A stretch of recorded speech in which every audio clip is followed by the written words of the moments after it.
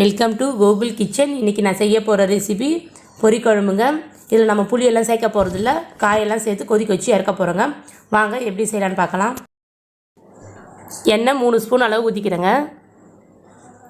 கடுகு 1/4 ஸ்பூன், பூண்டு பல் ஒரு 10 எடுத்து வச்சுருக்கேங்க, அதையும் சேர்த்துக்கிறேன். பெரிய வெங்காயம் 2 கட் பண்ணி வச்சுருக்கேங்க, அதை இப்போ சேர்த்துக்கிறேன். கொஞ்சமாக கருவேப்பிலை சேர்த்துக்கிறேன்.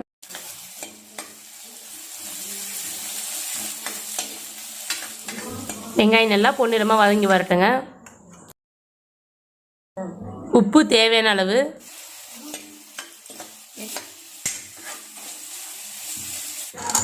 பெரிய தக்காளி 1 கட் பண்ணி வச்சுருக்குங்க, அதை இப்போ சேர்த்துக்கலாம். மஞ்சள் தூள் 1 சிட்டிகை. தக்காளி நல்லா மசிஞ்சு வரட்டுங்க, அது வரைக்கும் வதக்கி விடலாம்.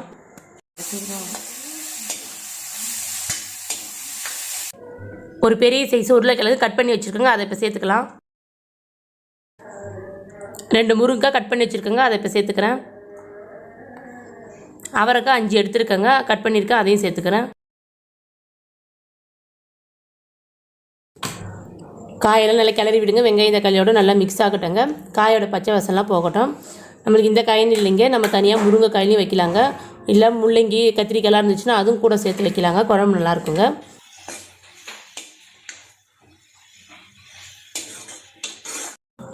காயோட பச்சை வாசல்லாம் போகட்டுங்க. ஒரு 5 நிமிஷம் மூடி வைக்கலாம்.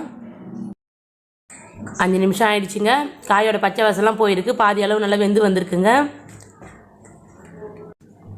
மிளகாய்த்தூள் 2 ஸ்பூன் சேர்த்துக்கிறேங்க.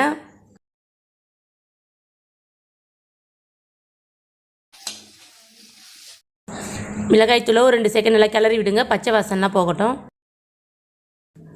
இந்த டம்ளர் அளவில் 3 டம்ளர் தண்ணி சேர்த்துக்கிறேங்க.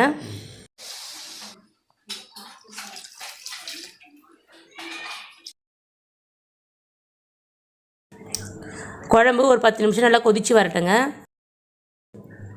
குழம்பு நல்லா கொதித்து வந்திருக்குங்க. எண்ணெய்லாம் தனியாக நல்லா பிரிஞ்சு வந்திருக்கு, நல்லா கெட்டியாகவும் இருக்குங்க. உங்களுக்கு தண்ணியாக வேணும்னா நீங்கள் 1 டம்ளர் எக்ஸ்ட்ரா சேர்த்துக்கலாங்க. நான் வந்து கெட்டியாக வச்சுருக்கேங்க. சூப்பரான பொரி குழம்பு ரெடி ஆயிடுச்சுங்க.